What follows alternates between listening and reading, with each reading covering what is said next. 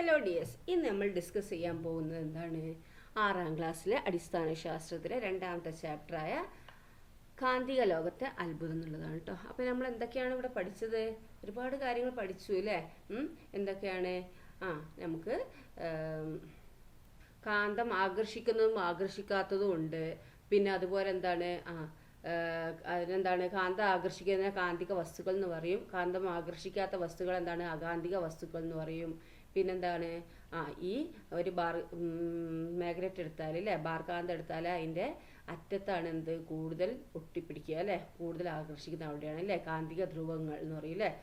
ആകർഷണബലം കൂടുതൽ അതിൻ്റെ അഗ്രങ്ങളിലാണ് അല്ലേ. അപ്പോൾ ആകർഷണ ശക്തി കൂടിയ ഈ അഗ്രഭാഗങ്ങളാണ് കാന്തിക ധ്രുവങ്ങൾ എന്ന് പറയുന്നത് അല്ലേ.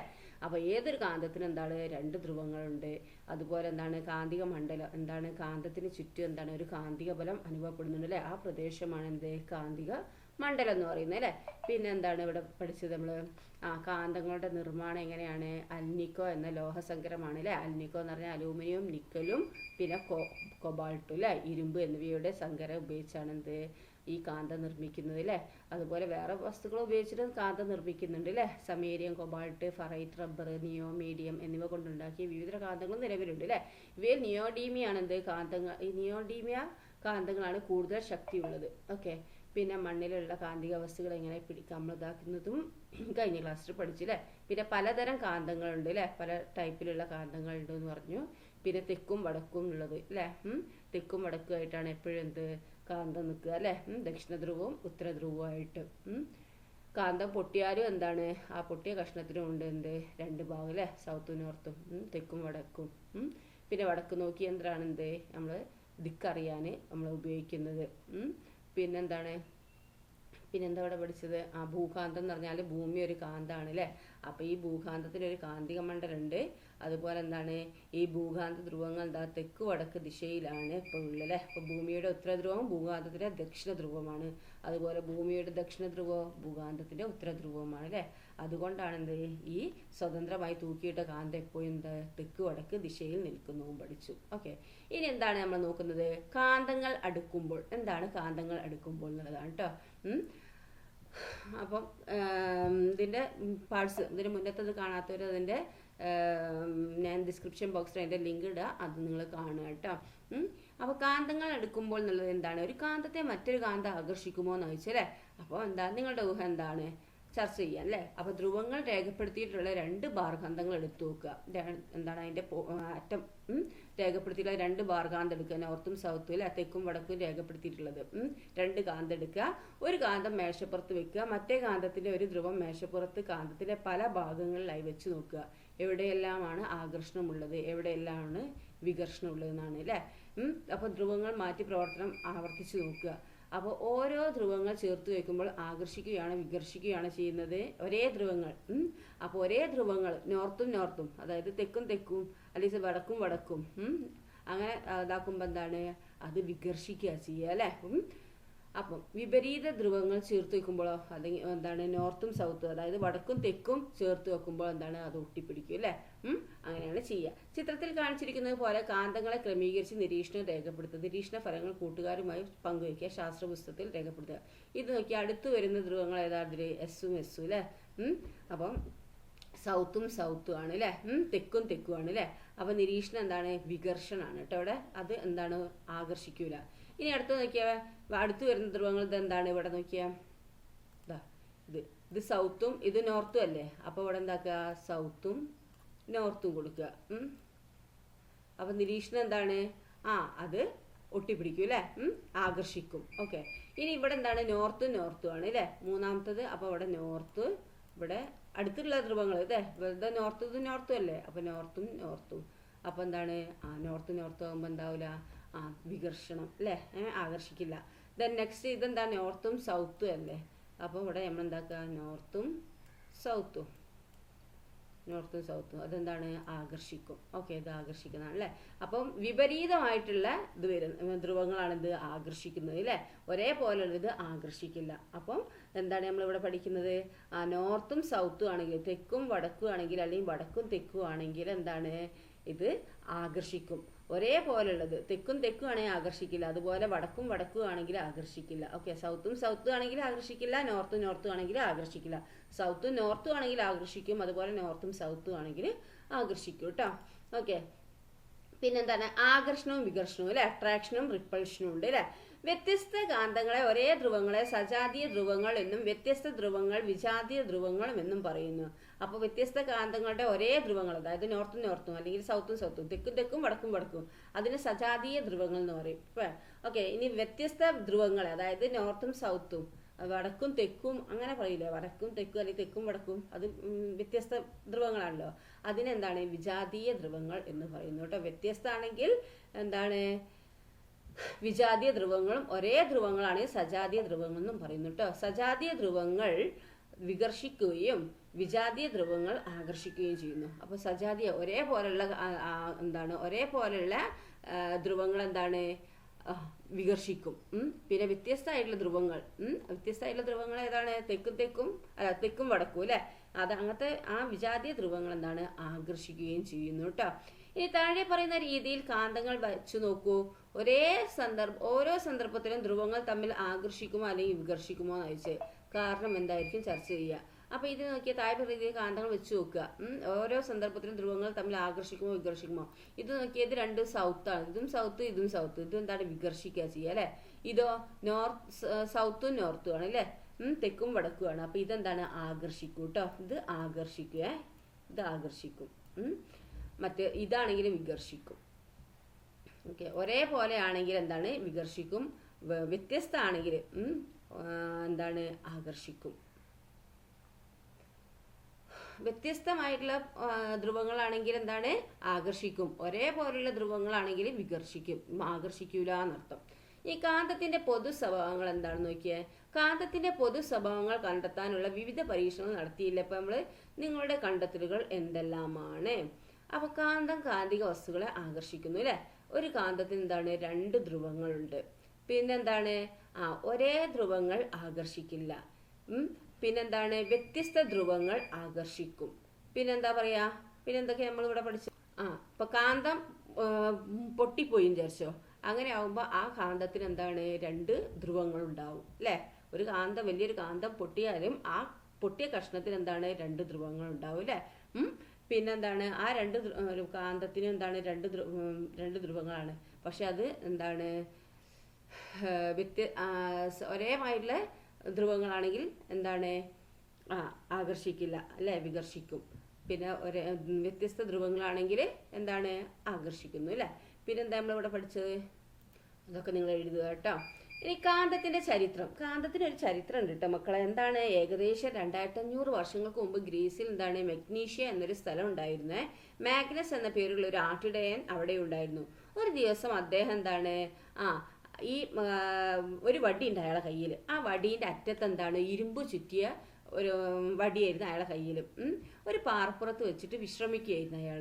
വിശ്രമം കഴിഞ്ഞ് പാറപ്പുറത്ത് നിന്ന് തൻ്റെ വടിയെടുക്കാൻ ശ്രമിക്കുമ്പോൾ എന്താണ് ആട്ടിടയന് വിചിത്രമായ ഒരു അനുഭവം ഉണ്ടായി. ഇത് കേട്ടറിഞ്ഞ് ഗ്രാമത്തിലുള്ള ആളുകൾ മുഴുവൻ അവിടേക്ക് ഓടിയെത്തി.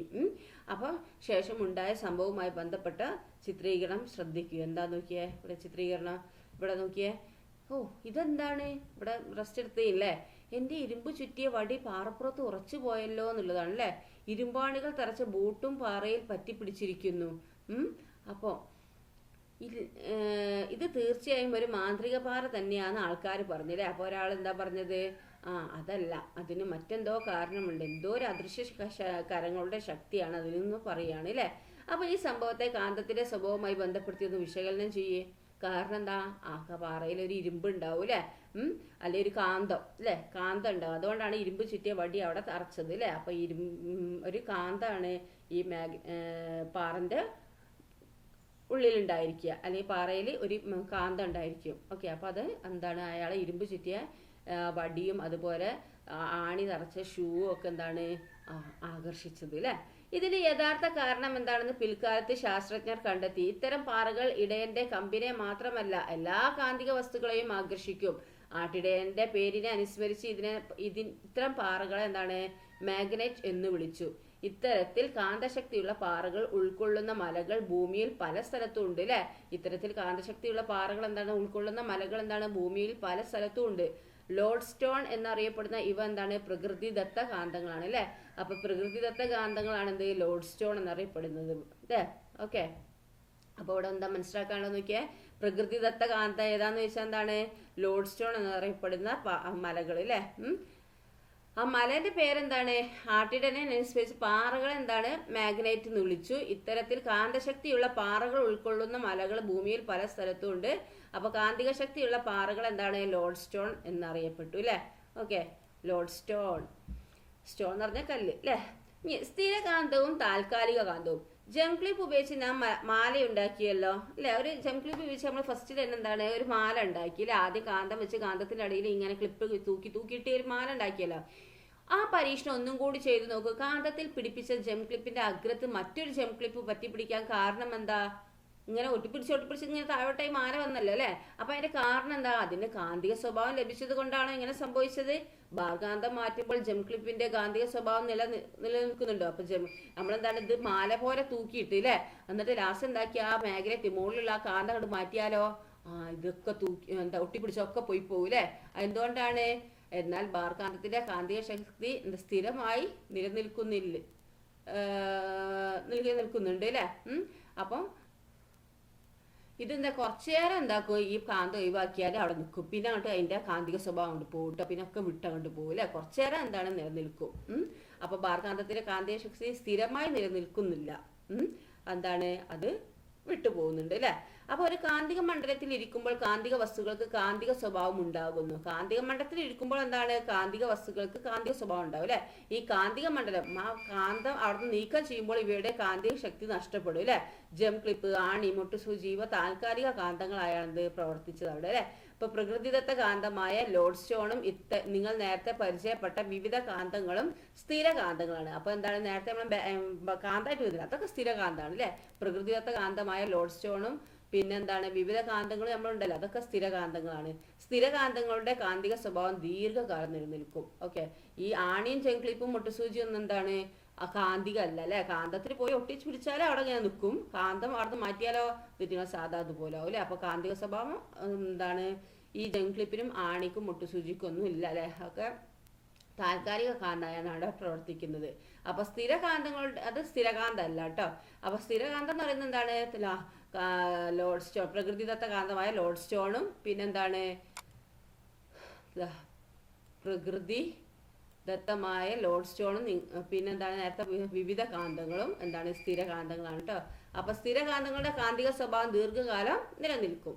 ഓക്കെ, പിന്നെ കാന്തിക ശക്തി നമുക്ക് പരിശോധിക്കുക. കാന്തങ്ങൾ തമ്മിൽ കാന്തശക്തി വ്യത്യാസമുണ്ടോ? കാന്തങ്ങളുടെ ശക്തി പരിശോധിക്കുന്ന ഒരു പരീക്ഷണം നമുക്ക് ചെയ്തു നോക്കുക. കാന്തങ്ങൾ തമ്മിൽ കാന്തശക്തി വ്യത്യാസമുണ്ടോ എന്നാണ് ചോദിച്ചിരിക്കുന്നത്. അപ്പൊ കാന്തങ്ങൾ തമ്മിൽ കാന്തിക ശക്തിയിൽ വ്യത്യാസമുണ്ടോ? കാന്തങ്ങളുടെ ശക്തി നമുക്ക് പരിശോധിക്കാം. നമുക്ക് കാന്തത്തിന് അതിന്റെ സ്ട്രോങ് ഉണ്ടോ എന്നൊക്കെ അറിയണ്ടേ. ചില കാന്തം എടുത്താൽ എന്താണ്, പെട്ടെന്ന് തൊട്ട് ഊരിപ്പോരൊക്കെ ചെയ്യുന്നു. അപ്പൊ നോക്കാം. നമുക്ക് ആവശ്യമായ സാമഗ്രികൾ എന്തൊക്കെയാണ്. കുപ്പി വേണം, മണൽ വേണം, 1/2 ഇഞ്ച് PVC പൈപ്പ് വേണം, 2 കഷ്ണം 50 സെന്റിമീറ്റർ 15 സെന്റിമീറ്റർ, 1/2 ഇഞ്ച് എൽബോ, നൂല്, ബ്ലേഡ്, സ്കെയില്, ഡബിൾ സൈഡ് ടൈപ്പും വേണേ. ഇനി പ്രവർത്തനം നോക്കിയേ. കുപ്പിയിൽ മണൽ എടുത്ത ശേഷം ഒരു വലിയ PVC പൈപ്പ് കുപ്പിയിലെ മണലിൽ ഇറക്കി ഉറപ്പിച്ച് വെക്കുക. കുപ്പിയിൽ മണൽ എടുത്ത ശേഷം ഒരു വലിയ PVC പൈപ്പ് എന്താക്കുക, കുപ്പിയിലെ മണലിൽ ഇറക്കി ഉറപ്പിച്ച് വെക്കുക. കുപ്പിയിൽ മണൽ എടുത്ത ശേഷം ഒരു കുപ്പി എടുക്കുക, ആ കുപ്പിയിൽ മണലിൽ എടുക്കുക. എന്നിട്ട് എന്താക്കുക, ഒരു വലിയ PVC പൈപ്പ് എന്താക്കുക, കുപ്പിയിലെ മണലിൽ ഇറക്കി ഉറപ്പിച്ച് വെക്കുക. എൽബോ ഉപയോഗിച്ച് ചെറിയ PVC പൈപ്പ് വലിയ പൈപ്പിന്റെ മുകൾ ഭാഗത്ത് ഉറപ്പിക്കുക. എൽബോ ഉപയോഗിച്ച് എന്താക്കുക, ചെറിയ PVC പൈപ്പ് എന്താക്കുക, ഈ പൈപ്പിന്റെ മുകൾ ഭാഗത്ത് ഉറപ്പിക്കുക. കുപ്പി മേശപ്പുറത്ത് വെക്കുക. കുപ്പിയുടെ താഴെ ഭാഗത്ത് ചിത്രത്തിൽ കാണുന്നത് പോലെ കുപ്പിയോട് ചേർന്ന് സ്കെയിൽ നീളത്തിൽ വെക്കുക. അപ്പൊ കുപ്പിയുടെ ഇവിടെ നോക്കിയേ, കണ്ടോ, സ്കെയിൽ താഴെ വെച്ച് കണ്ടില്ലേ. അപ്പോൾ കുപ്പിയുടെ താഴെ ഭാഗത്ത് ചിത്രത്തിൽ കാണുന്നത് പോലെ കുപ്പിയോട് ചേർത്ത് സ്കെയിൽ നീളത്തിൽ വെക്കുക.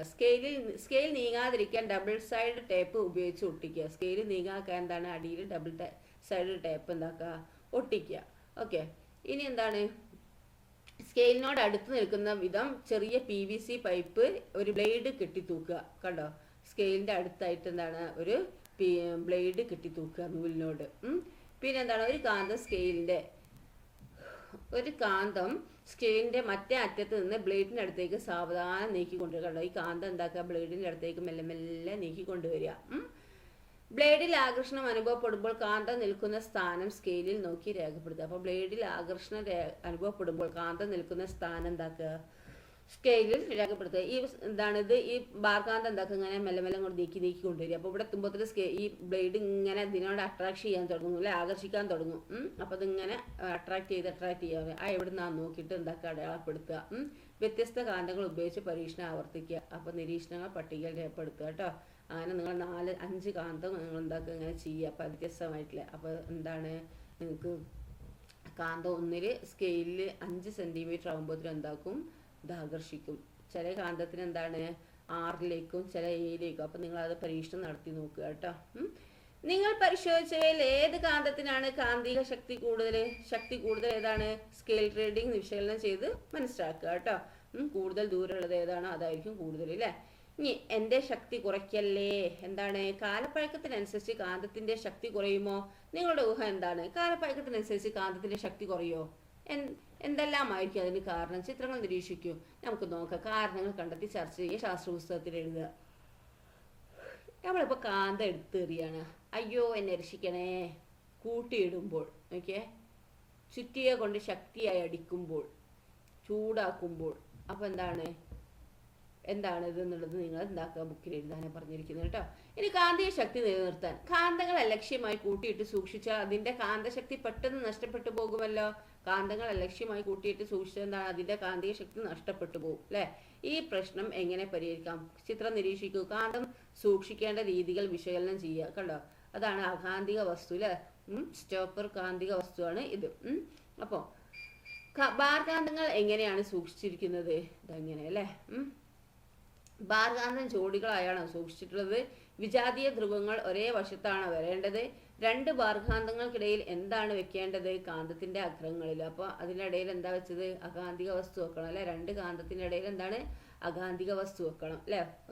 എന്താണ്, ഇത് ആകർഷിക്കാത്ത വസ്തു വെക്കണം. അതുപോലെ എന്താണ്, ഒരേ ധ്രുവത്തിലായിട്ട് വെക്കരുത്. അതുപോലെ ഇങ്ങനത്തെ കാന്തത്തിനാണെങ്കിലോ ഇവിടെ ഒരു സ്റ്റോപ്പർ വെക്കണം, അല്ലേ. കാന്തിക വസ്തു വെക്കണം. ഇവിടെ അതേപോലെ തന്നെ എന്താണ്, ഒരു കാന്തിക വസ്തു വെക്കണം ഈ സൈഡിലോ. യു കാന്തത്തെ എങ്ങനെയാണ് സൂക്ഷിച്ചിരിക്കുന്നത്? മറ്റ് കാന്തങ്ങൾ സൂക്ഷിക്കുന്ന രീതികളെ കുറിച്ചും അന്വേഷിക്കുക. നിങ്ങളുടെ കണ്ടെത്തലുകൾ ശാസ്ത്ര പുസ്തകത്തിൽ രേഖപ്പെടുത്താനാണ് പറഞ്ഞത്. ഇനി വൈദ്യുത കാന്തം എന്താണ്? വൈദ്യുതി ഉപയോഗിച്ച് കാന്തം നിർമ്മിക്കാൻ കഴിയുമോ എന്ന് ചോദിച്ചത്. വൈദ്യുതി ഉപയോഗിച്ച് കാന്തം ഉണ്ടാക്കാൻ കഴിയുമോ? അപ്പോൾ എന്തെല്ലാം സാധനമാണ് വേണ്ടത് നോക്കാം. 9V ബാറ്ററി വേണം, കണക്ടർ വേണം, കവചിത ചെമ്പുകമ്പി വേണം, പച്ചിരുമ്പ് ആണി വേണം, മുട്ടുസൂചി വേണം. എന്തൊക്കെയാണ്? 9V ബാറ്ററി, കണക്ടർ, കണക്ടറും ഉണ്ട്, 9V ബാറ്ററി ഉണ്ട്, അല്ലേ. പിന്നെ കവചിത ചെമ്പുകമ്പി വേണേ, ഇതാ കണ്ടോ ചെമ്പുകമ്പി. പിന്നെ പച്ചിരുമ്പ് ആണി വേണം, പിന്നെ എന്താണ്, മുട്ടുസൂചിയും വേണം. ഓക്കെ, അതെ. ചിത്രത്തിൽ കാണിച്ചിരിക്കുന്ന പോലെ കവചിത ചെമ്പുകമ്പി എന്താക്കാതാ, ഇതാണ് ചെമ്പുകമ്പി കേട്ടോ, വയറുവാനുള്ളത്, അല്ലേ. അതെന്താക്കുക, പച്ചിരുമ്പ് ആണിയിൽ ചുറ്റുക. ഇതിലെന്താണ്, ആണിയിൽ ഇങ്ങനെ ചുറ്റുക. ഇനി എന്താണ്, കമ്പിച്ചുരുളിന്റെ എണ്ണം കൂടുതൽ ഉണ്ടാവാൻ ശ്രദ്ധിക്കുമല്ലോ. അപ്പൊ നന്നായി ചുറ്റണം, കുറേ ചുറ്റി വരണം, സ്പ്രിങ് ആയിരിക്കും, അല്ലെ. ചെമ്പുകമ്പിയുടെ 2 അഗ്രഭാഗത്തെയും ഇൻസുലേഷൻ കളയുക. പിന്നെ ചെമ്പുകമ്പിയുടെ 2 ഭാഗത്തും എന്താണ്, ഇൻസുലേഷൻ കളയുക. ഈ അഗ്രങ്ങൾ എന്താണ്, കണക്ടർ ഉപയോഗിച്ച് ബാറ്ററിയുമായി ബന്ധിപ്പിക്കുക. ആണിയുടെ അറ്റഭാഗം എന്താണ്, ഏതാനും മുട്ടുസൂചികളുടെ അടുത്തേക്ക് കൊണ്ടുവരിക.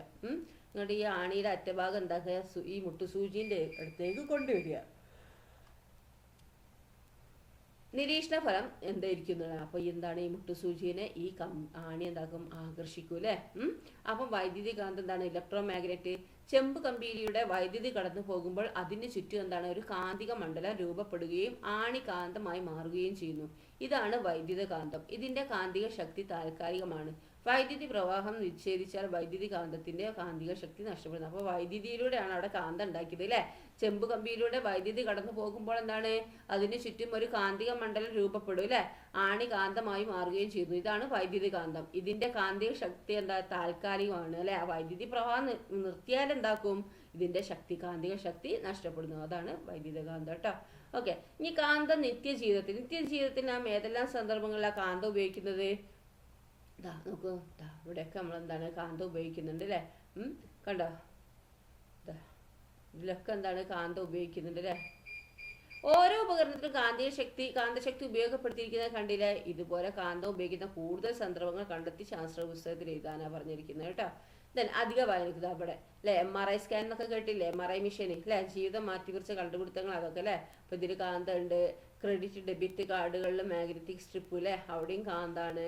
പിന്നെന്താണ്, നമ്മളെ മാഗ്ലൈവ് ട്രെയിനിലെ അതിലും ഉണ്ട് കാന്തം അല്ലെ. ഇതുപോലെ ധാരാളം സന്ദർഭങ്ങളിൽ നാം കാന്തശക്തി പ്രയോജനപ്പെടുത്തുന്നുണ്ട് അല്ലെ. ഇത്തരം സന്ദർഭങ്ങളെ കുറിച്ച് കൂടുതൽ ചിത്രങ്ങൾ ശേഖരിച്ച ഒരു ആൽബം തയ്യാറാക്കാനാണ് പറഞ്ഞിരിക്കുന്നത്. ഓക്കെ, ഇതുപോലെ ധാരാളം സന്ദർഭങ്ങൾ എന്താണ് നാം കാന്തശക്തി പ്രയോജനപ്പെടുത്തുന്നുണ്ടല്ലോ. ഇത്തരം സന്ദർഭങ്ങളെ കുറിച്ച് കൂടുതൽ ചിത്രങ്ങൾ ശേഖരിച്ച ഒരു ആൽബം തയ്യാറാക്കുക. അപ്പോൾ ഓക്കെ, താങ്ക് യു.